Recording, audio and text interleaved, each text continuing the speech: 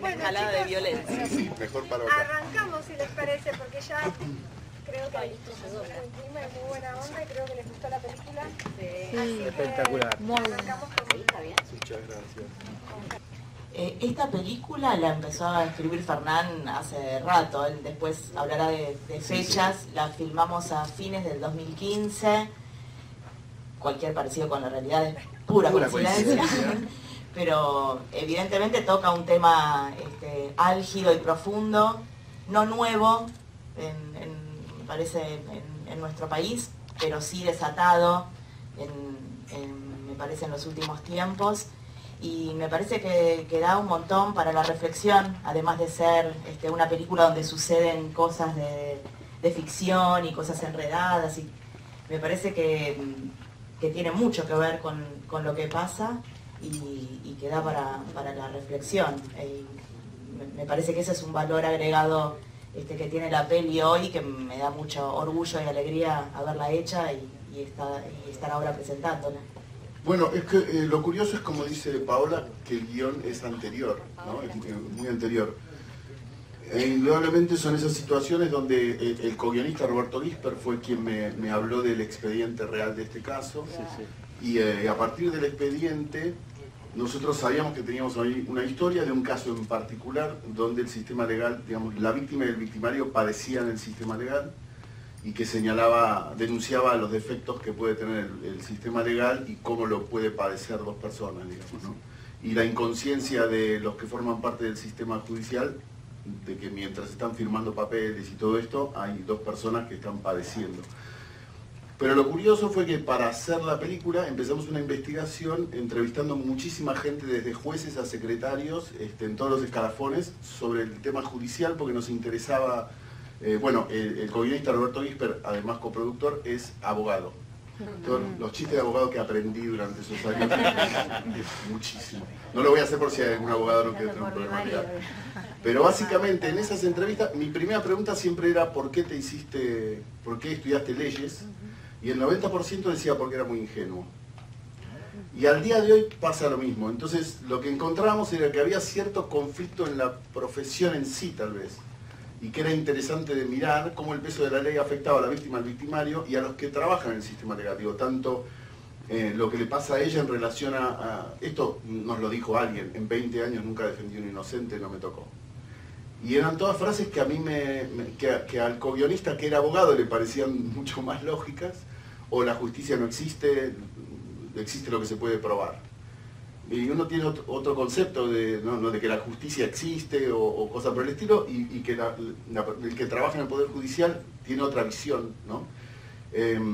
Y encontrábamos que había un conflicto en sí mismo en esos personajes y que también padecían el peso de la ley. De hecho, el nombre salió un poco de esa idea de que de empezar a ver en distintos puntos de su carrera judicial, ¿no? Digo, el personaje de ella, el personaje de Oneto, que está preocupada u ocupada por una rosca porque hay una posibilidad de que la nombren jueza y desatiende el expediente, o el caso de Grandinetti, que tiene una relación muy particular de años con Oneto y aceptó la acusación porque es su amiga y ahora no sabe qué hacer y a la vez siente la responsabilidad de todo juez que habla por sus sentencias. Y el secretario, hasta el secretario, para mí eran exponentes de todo lo que yo escuché de varios secretarios, que era, si descuidas un expediente, te ocupás mucho de un expediente, descuidas 10, y que cuando ella decide jugarse por este expediente e ir a buscar prueba, lo que quiere es que no se vaya porque va a tener que laburar 10 veces más. Entonces encontrábamos que cada personaje del Poder Judicial tenía su propio conflicto y nos hablaban de él según en el lugar en el cual estaban.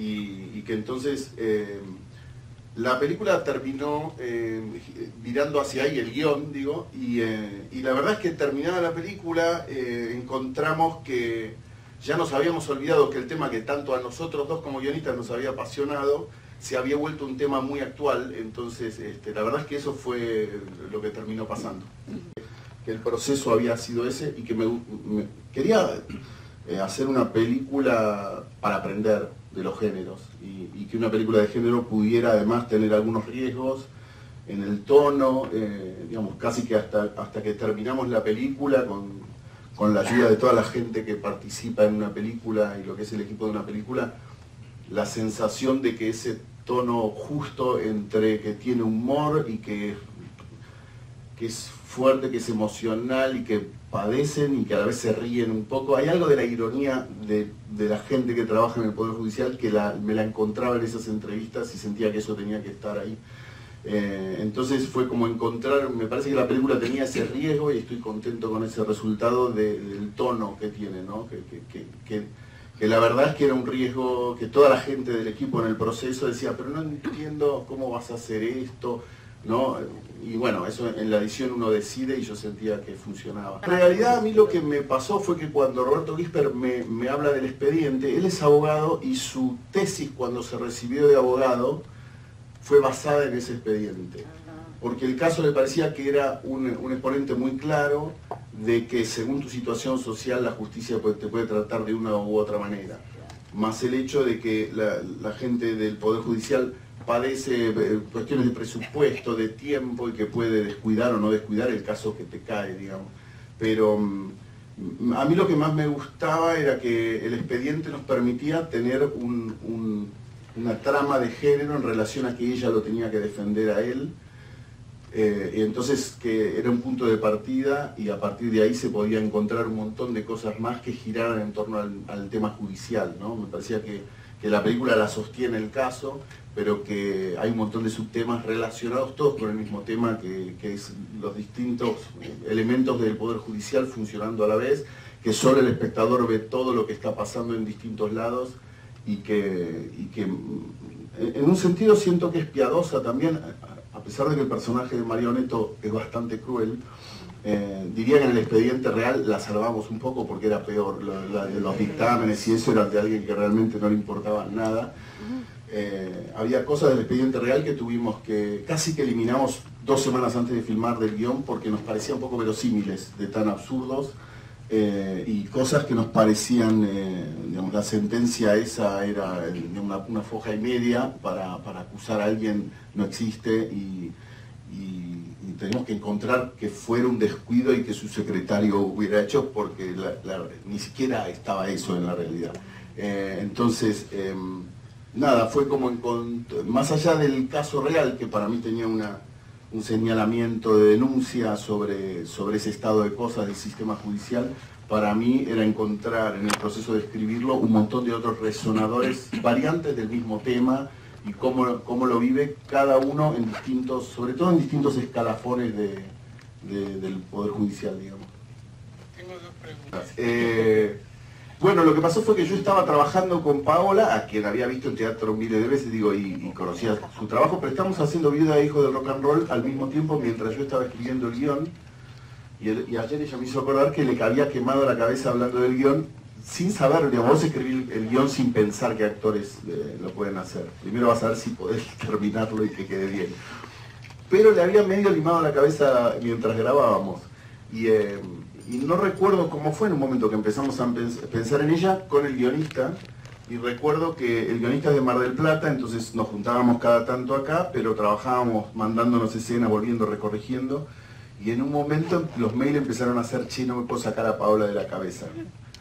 No le digas a tu marido. Que Conrado no se entere. Y bueno, la verdad es que lo que pasó fue que pensamos en ella, pero a medida que seguíamos trabajando ya empezabas a no poder pensar, tenía la cara de ella.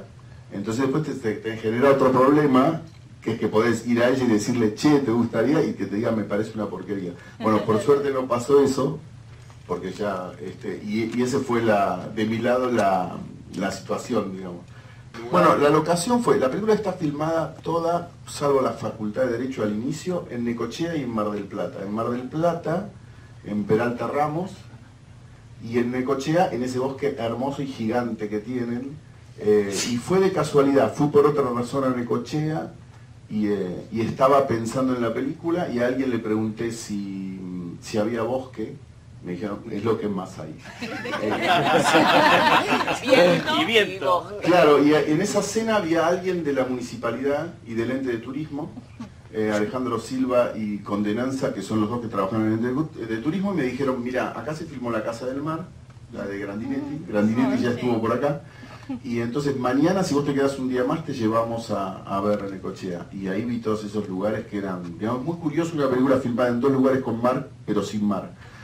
Pero bueno, el interés de ellos era tratar de que se usara, de generar que se filmara mucho en la ciudad, y es una ciudad que ofrece tanto Mar del Plata como Necochea muchísimos lugares. Lo que más me gustaba era encontrar un montón de lugares que la gente no conoce de esos lugares y que ahí están.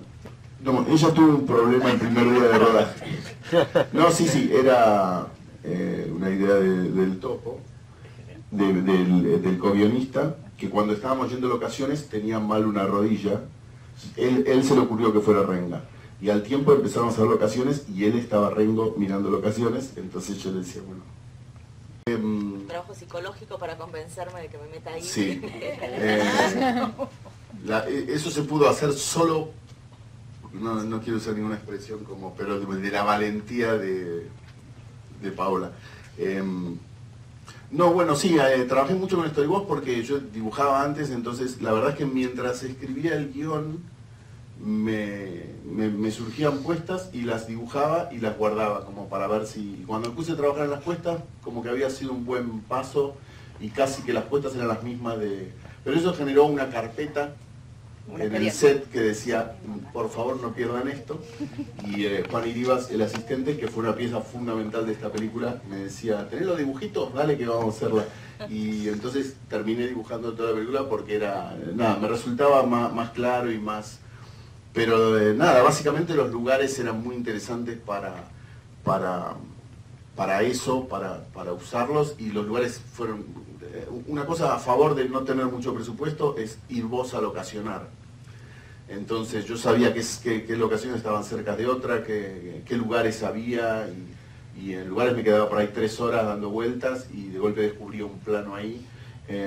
Y uno de los planos que más me gusta fue por un error, que fue el de los árboles, de los títulos iniciales, la fila de árboles, porque tuvimos un problema por el cual tuvimos que hacer un plano mío más viniendo con la carretilla, y como si no hubiera actuado no hubiera pasado. Me paré ahí y yo, la cámara estaba en otro lado, me fui muy lejos, y cuando miré así, le digo a la DF, che, hay que traer la cámara acá.